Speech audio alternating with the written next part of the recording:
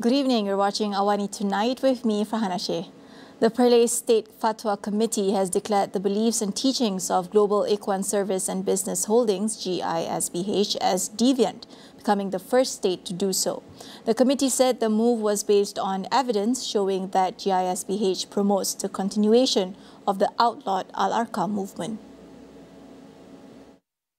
It said that GISBH believes which idolizes their leaders and religious figures to the level of prophets, claiming they can perform miracles and possess knowledge of the unseen as though they were God, have crossed the limit. It added that GISBH followers blindly obey their leaders, believe their deceased leaders are still alive and guiding them, and have introduced new marriage and prayer rules that contradict Islamic teachings. It also said that the GISBH economic model, which has elements of slavery and exploitation of women and children, runs contrary to Islamic teachings. Last week, the police rescued 392 children after raiding 20 charity homes associated with GISBH in Selangor and Negeri Sembilan. Yesterday, 19 key individuals linked to the company were arrested by police, including its top management. Meanwhile, 7 individuals believed to be GISBH Remaja Pembela Ummah members, including the son of Al-Arqam founder Ashari Muhammad, have been arrested in connection with alleged human trafficking violations. They were arrested following 4 separate raids spanning last night and early today morning in Kelantan and Pahang. The 7 men, aged between 32 and 35, were detained at the Shah Alam Central Lockup and have been remanded until September 26 to assist with investigations. Malaysia will witness a monsoon transition phase starting September 24th, which will last until early November. This period will bring about thunderstorms and potential flash floods, marking the end of the southwest monsoon, which has been in place since May 17.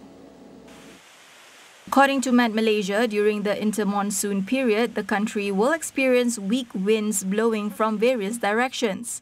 This can cause thunderstorms with heavy rain and strong winds over a short period, typically in the late afternoons and early evenings, especially along the west coast and interior of peninsular Malaysia as well as western Sabah and central Sarawak. Met Malaysia also warned that such weather conditions have the potential to cause flash floods, falling trees and damage to unstable structures. It advised the public to be more vigilant during this period and to always stay updated with the weather forecasts and warnings.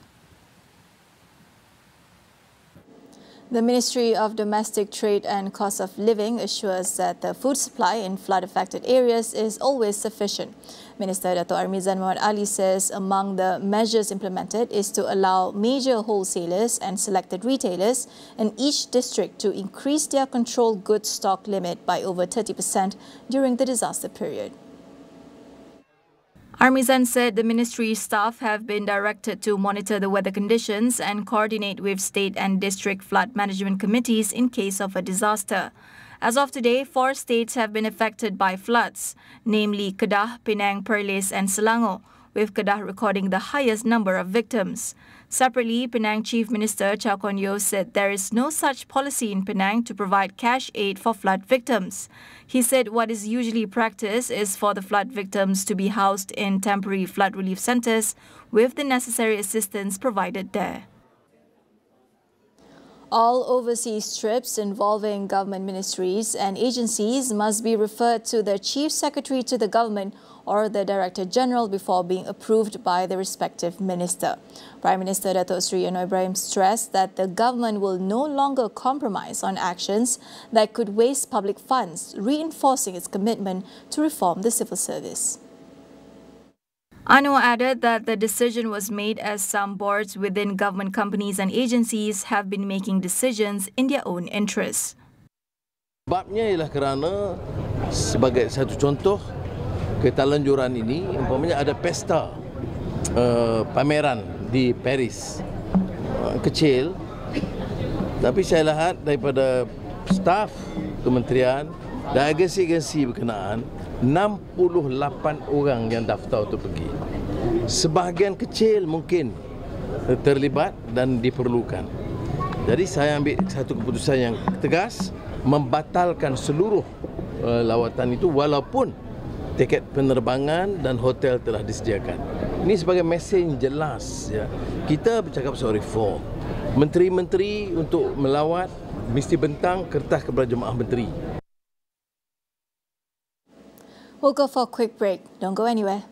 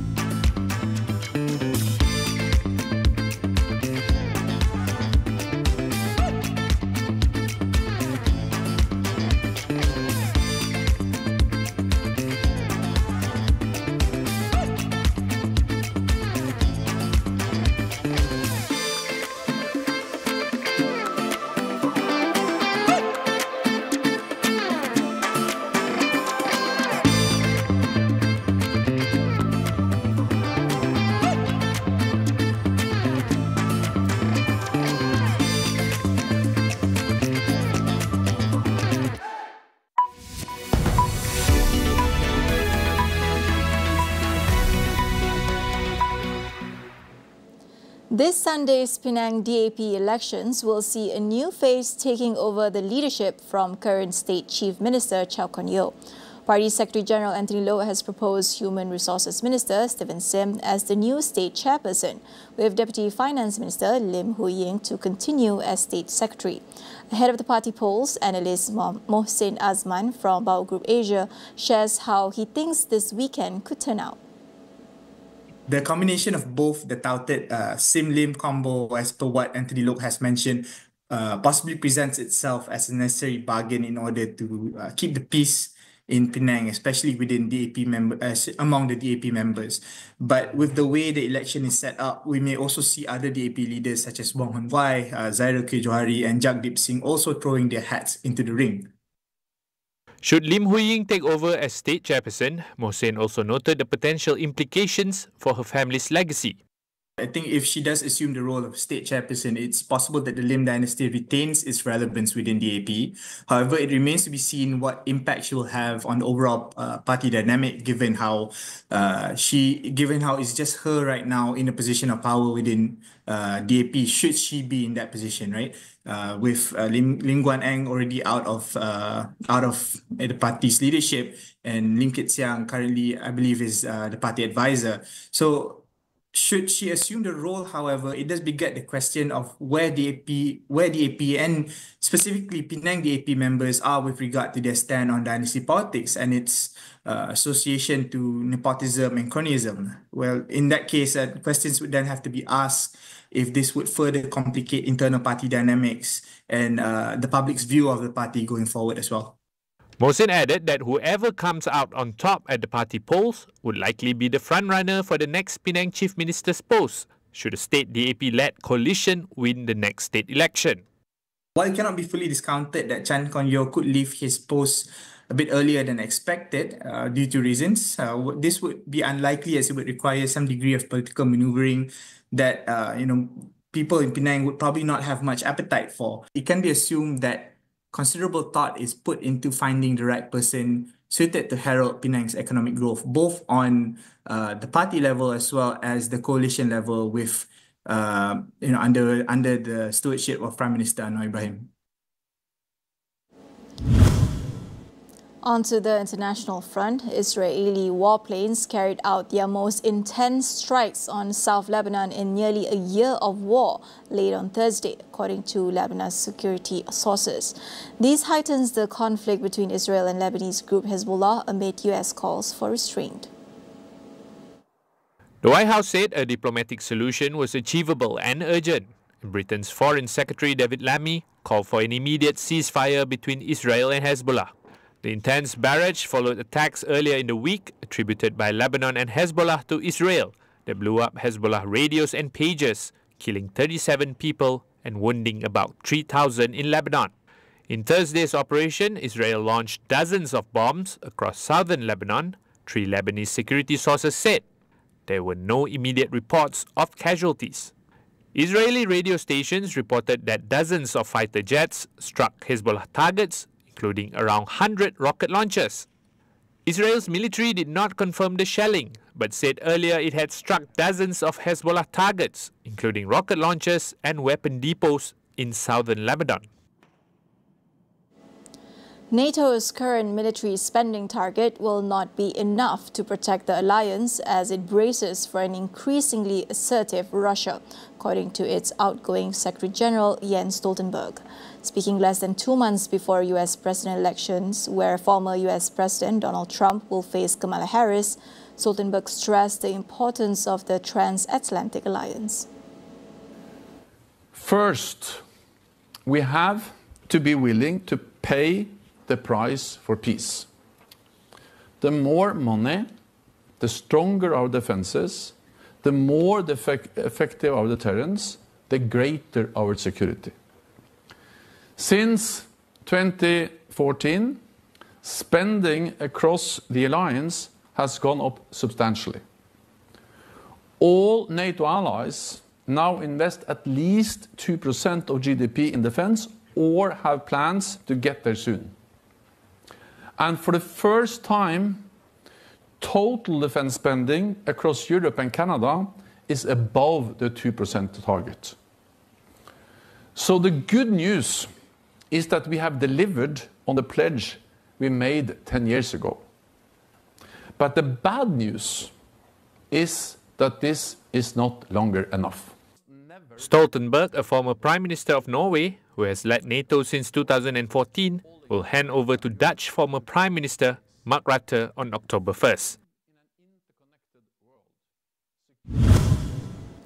The S&P 500 surged to a record high close a day after the Federal Reserve cut interest rates by 50 basis points and indicated more rate cuts were on the horizon.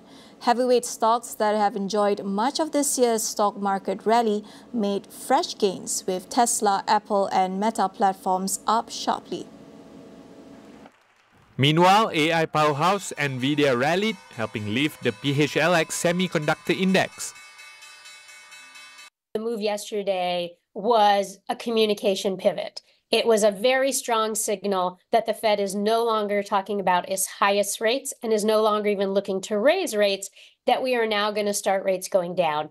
But making that move to 50 instead of 25 can have some real ramifications in the economy. And we already saw it this morning as we saw mortgage rates come down a little bit. So that is meaningful.